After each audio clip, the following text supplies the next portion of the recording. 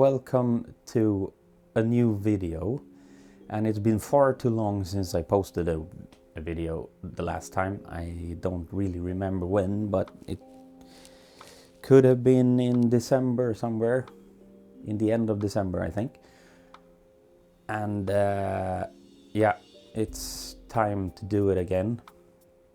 I still have a lot to do, but welcome to the new room, the chaos cave, we can call it.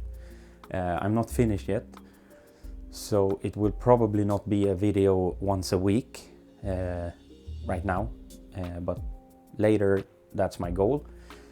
But I figure I should do a video now, since I have done a lot to move all of the stuff in here, and I will show you a little bit of it.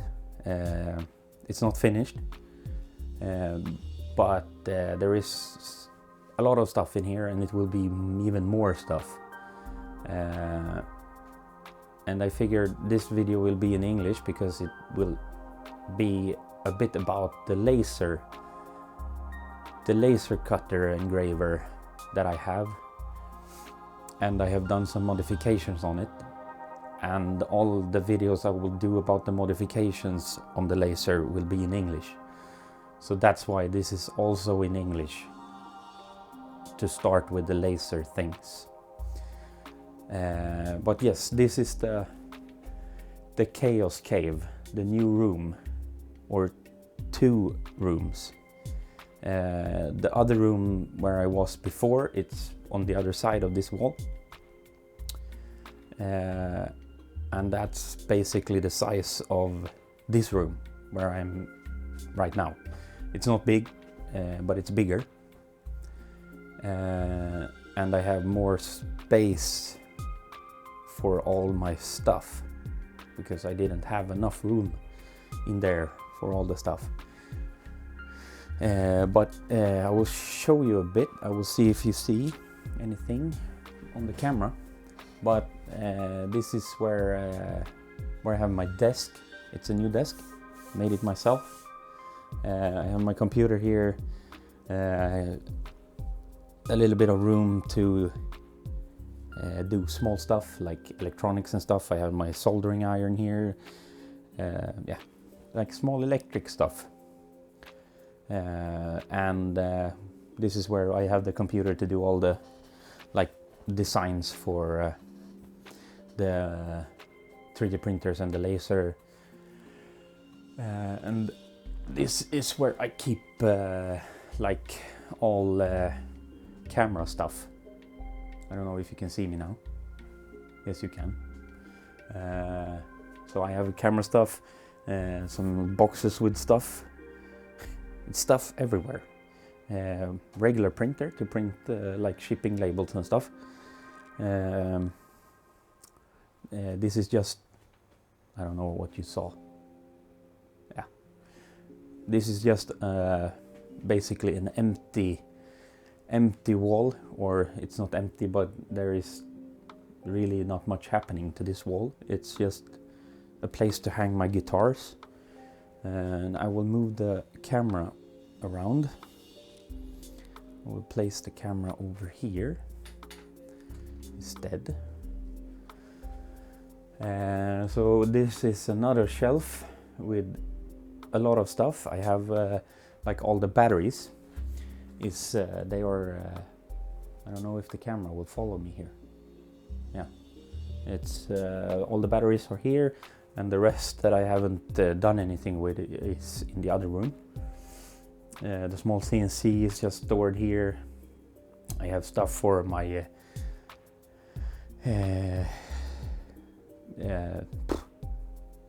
web shop. I do custom engravings for paintings, for water bottles, yeah, stuff like that. So that's where I store those. And I have all my watches in here. They will stay here for now. So now you'll be seeing like a 360 of this room. So if I take you into the next room, it's a smaller one. I will just move my light.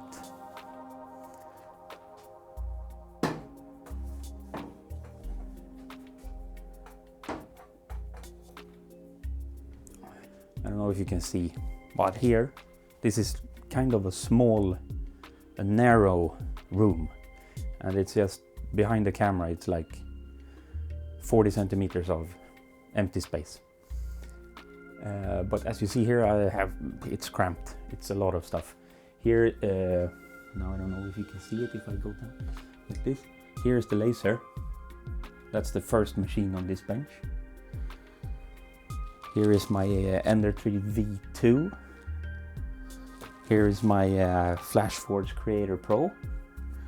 And in the corner is the biggest machine. It's the anycubic Chiron. It's been placed in the corner with a extension board. All the plastics, the PLA and stuff. And on this wall I have like everything for Arduino, adapters, electrical things, screws, cables, wires. Yeah, it's a lot of stuff in here. And on the wall behind the camera will be the wall where the inverter and batteries for the solar panels will be. So that will be in this room, because that's the only room I have to do all those things, to have those stuff. But yeah, that's the room tour. And I don't know if there is so much more to show until I have all the rest of the stuff. It's not much left, but it's all the stuff for the RC car, some materials for the 3D printers and stuff, small things. I just need to clear some more space on the shelves so I can put it in the shelves and put it in this. And I can't have this like mountain of stuff on top of this, so I have to like get rid of that somewhere. I don't know where yet. There is not much wall space left. I was thinking about where the guitars are, but I want to have the guitars on the wall, so can't really have too much more of the shelving over there. Yeah. And yeah, under the bench there's also some storage. It's batteries, a lot of batteries, and then just empty boxes. The cooling fluid for the laser, the tank for that is under there. So yeah, that's the room tour. So I will detach the camera from the tripod, and then I will start talking about the laser. And what I will talk about in the coming videos about the laser, because I won't go deep into it today, but I will show it today, and I will like point at the stuff that I've done and talk about what this machine can do. So I will just unhook the camera and then I will continue showing you the laser. So now the picture is correct. Yeah, we're down by the laser now. I will just turn on the ceiling lights. I'll be back. There we have it. That's a lot better. I can fire this computer up. Yep, screen is on. So this is a vevor K40.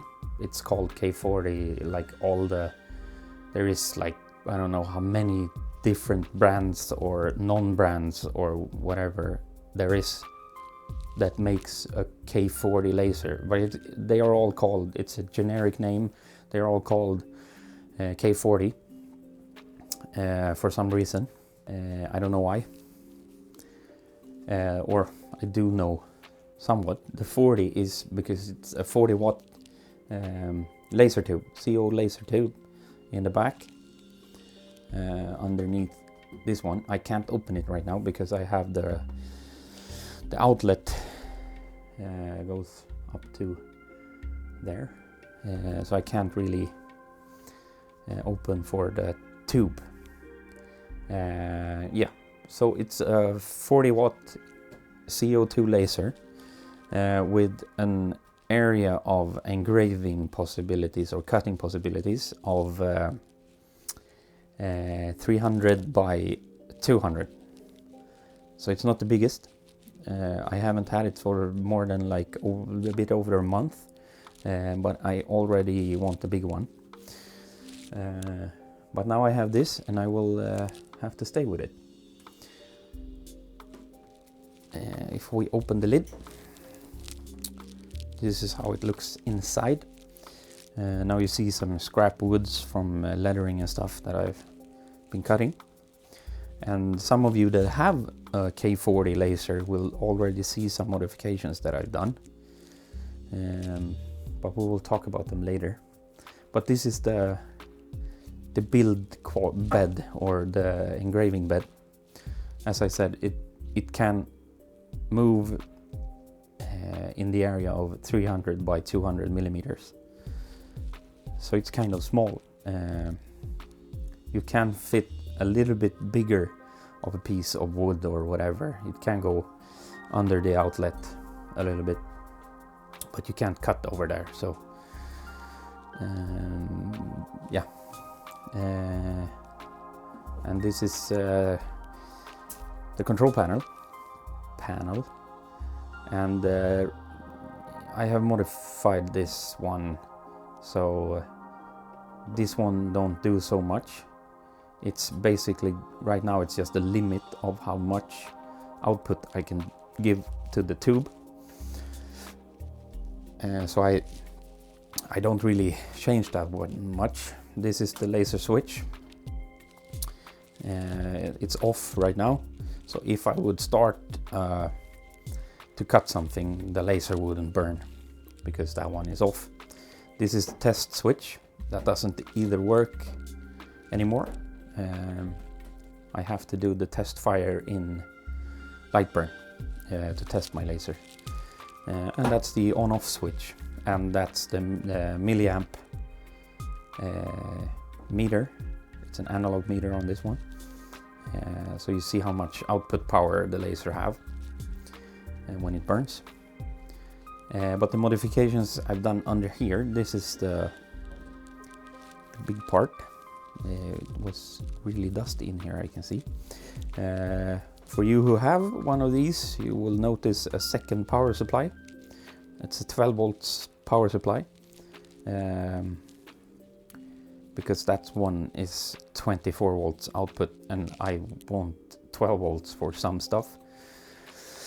And I have replaced the main board from the M2 Nano board that is stock in these to a Bigtreetech SKR 1.3 board instead, because this board can run with Lightburn software instead of the K40 Whisperer that the M2 Nano goes with. And there is some I can't remember the name of it's a TMC 2208 or something like that, the stepper drivers. I have even better ones, but I just went with these ones because they were already tuned for stepper motors. I haven't used the other ones yet, so I just put these in to be a quicker installation. And then I run the board from the 12 volt power supply, and I also run what else do I run? Yeah, it's some fan and stuff. I run with that one to get the load out of this one, because the more power I can have for, it's really dusty in here. The more power I can have for the laser, it's better. So this one will Mainly it's just for the laser output and the outlet fan that I also replaced. But I will do a complete video about the SKR because I had to figure out a lot of that on my own when I did this. So I will do a whole video about the SKR conversion for that board.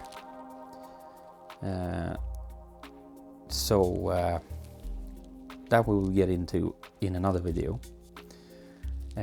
Some more modifications I have done.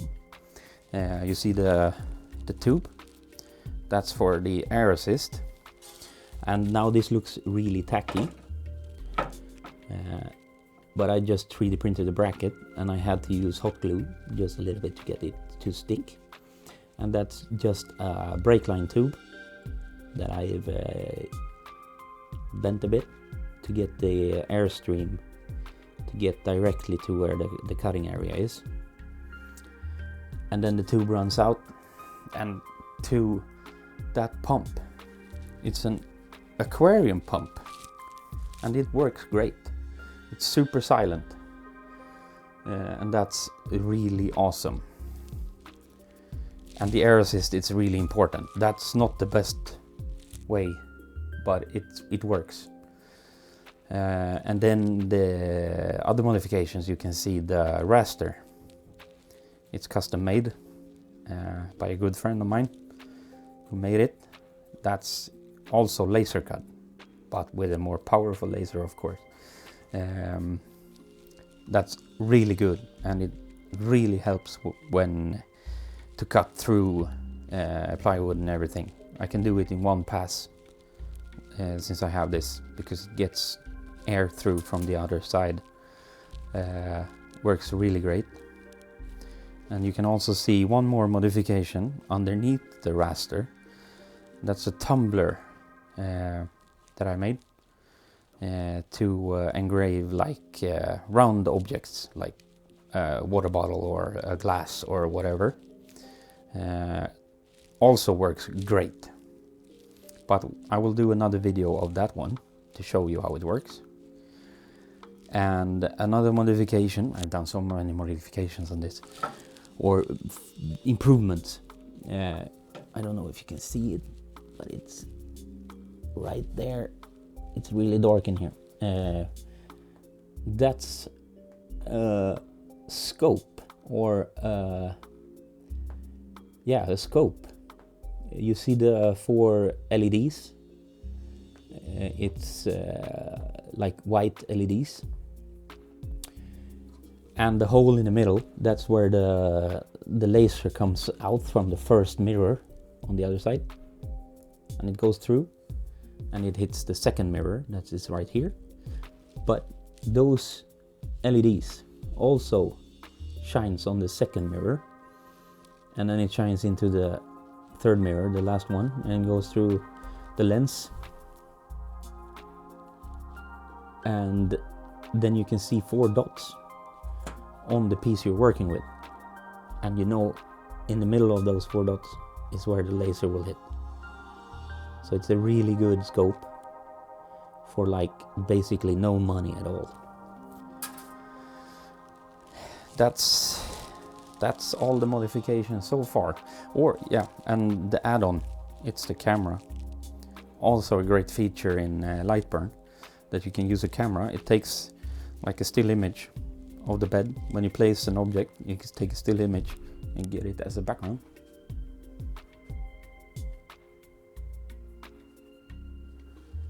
You get it as a background in the Lightburn, and you can like aim in whatever you want to engrave on the part, so you get it exactly where you want. Close the lid. And to control the laser, I have a computer right there, a small one. It's only for the laser. And also a touchscreen I had laying around, and now I know what to use it for. So I use Lightburn. Let's open Lightburn. I will do this better another day when I can like screen record instead.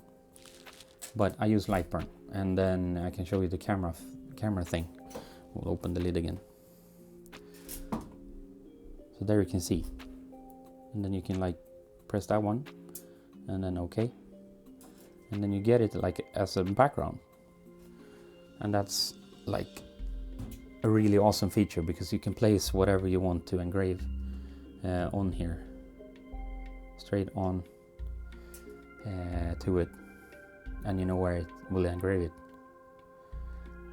So that's awesome.